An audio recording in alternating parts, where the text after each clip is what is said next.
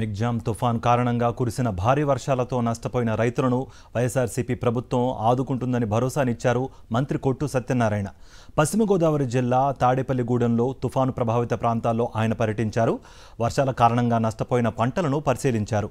రైతులెవరూ అధైర్యపడవద్దని, ప్రభుత్వం అన్ని విధాలా ఆదుకుంటుందని హామీ ఇచ్చారు.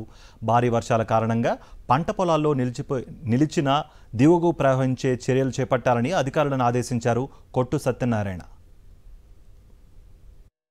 అయితే ప్రభుత్వం మొన్నటి నుంచి కూడా ఈ తుఫాను అనౌన్స్ చేసిన దగ్గర నుంచి ఈ ముందస్తు చర్యలుగా ఎక్కడికక్కడ అంటే ఈ ఆన్లైన్లో సిస్టమ్ ప్రకారం కొడటానికి టైం తీసుకుంటుంది కాబట్టి ముఖ్యమంత్రి గారు ఎంతో దూరదృష్టితో ఆలోచించి ముందు రైతుల దగ్గర ఉన్న ధాన్యాన్ని ఆఫ్లైన్లో మిల్లు ఏది దగ్గరగా మిల్లు ఉంటే అక్కడికి ఇమీడియట్గా మీ దగ్గర ఉన్న ధాన్యాన్ని చేర్చేయమన్నారు.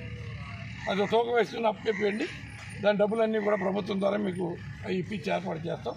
దాంట్లో తేమ శాతం ఎంత ఉన్నా కూడా తేమ శాతంతో లెక్క లేకుండా రైతులను ఆదుకోవడానికి చాలా ముందుకు వచ్చి ప్రభుత్వం సాయం చేయడం. మిగ్జామ్ తుఫాను ప్రభావంతో కాకినాడ జిల్లాలో కురిసిన భారీ వర్షాలతో పంట చేలు భారీగా మునిగిపోయాయి. జిల్లా వ్యాప్తంగా పెద్ద ఎత్తున పంట నీట మునిగింది.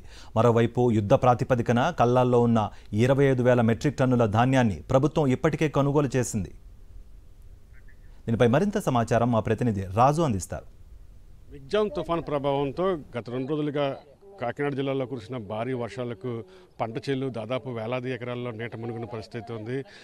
ఆరుగాలం శ్రమించి కష్టపడిన రైతు ఏదైతే ఆ భారీ వర్షాలకి పంట నష్టపోవడంతో తీవ్రంగా ఆందోళన చెందుతున్న పరిస్థితి ఉంది. ఈ నేపథ్యంలో ప్రభుత్వం కూడా స్పందించింది. వెంటనే తడిసిన ధాన్యం కానీ యుద్ధ ప్రాతిపదికన ఆఫ్లైన్లో కొనుగోలు చేయని చెప్పి సూచనలు జారీ చేసిన పరిస్థితి ఉంది. ఈ నేపథ్యంలో అటు కలెక్టర్ ఆదేశాల మేరకు ఇప్పటికే దాదాపు జిల్లా వ్యాప్తంగా 23,000 మెట్రిక్ టన్నుల ధాన్యాన్ని కొనుగోలు చేయడం జరిగింది.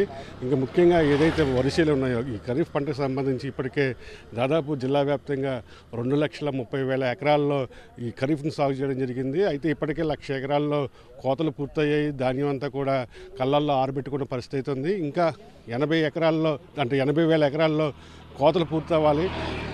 ఈ నేపథ్యంలో గత 2 రోజులుగా కురిసినటువంటి భారీ వర్షాలకు ఈ పంట అంతా కూడా పూర్తిగా నీట మునిగిపోయిన పరిస్థితి ఉంది. 2 రోజులు కూడా ఇదే పరిస్థితి ఉంటే మొక్క వచ్చేస్తుందన్న ఆందోళన రైతాంగం ఉంది. మనం విజువల్స్లో చూసుకోవచ్చు. ప్రస్తుతం నేను కాకినాడ రూరల్ ప్రాంతంలో ఉన్నాను. ఇక్కడ చూసినట్లయితే ఈ రోడ్డు మీద రైతులందరూ కూడా తమ కోసిన ధాన్యాన్ని అంతా కూడా ఆరబెట్టుకున్నారు. అయితే వర్షాలకి చాలా చోట్ల కూడా ధాన్యం తడిసి ముద్ద అయిన పరిస్థితి ఉంది. ఇదే పరిస్థితి మరో 2 రోజులు కొనసాగితే కూడా ఈ మొత్తం ధాన్యం అంతా కూడా పాడవుతుందని చెప్పి ఆందోళన చెందుతున్న పరిస్థితి ఉంది. చెప్పండి, మీరు ఎన్ని ఎకరాల్లో పంట వేశారు? ఈ వర్షాలకి పరిస్థితి ఏంటి? నేను 6 ఎకరాలు ఊడిచానండి. 1 ఎకరమే ఇప్పుడు చేశానండి. కానీ 5 ఎకరాలు కోత మీద ఉందండి. ఇంకా కొయ్యలేదండి, కోత మీద ఉందండి. పరిస్థితి ఏమో నీరు పైనుంచి వెళ్ళిపోతుందండి. అది నీరు లాగితే కొయ్యాలండి, ఇంకేకపోతే కుళ్ళిపోయి పోయినట్టే అండి. ధాన్యం పైన వేసి ఇంకోండి తడిసిపోయి ఇంకా ఇలాగ ఉన్నాయండి. మొత్తం మీద ఇంక ధాన్యం ఇంకోండి తిరగా మరగా వేయాలండి. ఇవి వేస్తే పనులు అవుతాయి, ఎండగా వేస్తే లేకపోతే ఇంక ఇవి కూడా కుళ్ళిపోయిపోతాయండి. పొలాల పరిస్థితి ఏంటయ్యా? ఏమన్నా ఇప్పుడు కొయ్యక్కలేదు, దీనికి చేయలేండి. కోసినాను దాని కొంటే పట్టుకెళ్తారండి. అంతే, మొక్కలు వచ్చేస్తున్నాయండి. అదండి ఇక్కడ ధాన్యం పరిస్థితి. అవన్నీ మొక్కలు వచ్చేస్తున్నాయండి. దాని మీద ఏటేసుకుని పక్కకి ఎక్కడ వేసుకోవాలండి. ఇంకొంచెం దాని ఉన్నాయండి. అదండి తడిసిపోయినాయండి. ఇదే కొనసాగితే 2 రోజులు ఇంక తీయక్కలేదండి. మొక్క వచ్చేస్తాయండి. ఎందుకు పని అవ్వండి. అదండి ప్రభుత్వాన్ని కొనుబడి చేయాలండి. మరి అది వెళ్ళిన మిల్లు కాడ బళ్ళు దింపేసి బళ్ళు వస్తాయని కొనుబడి అవుతాయండి. అధికారులు చూసారండి. కొనిపిస్తామని పంపుతామన్నారండి. బళ్ళు పంపుతామని కలితేనే అన్నారు.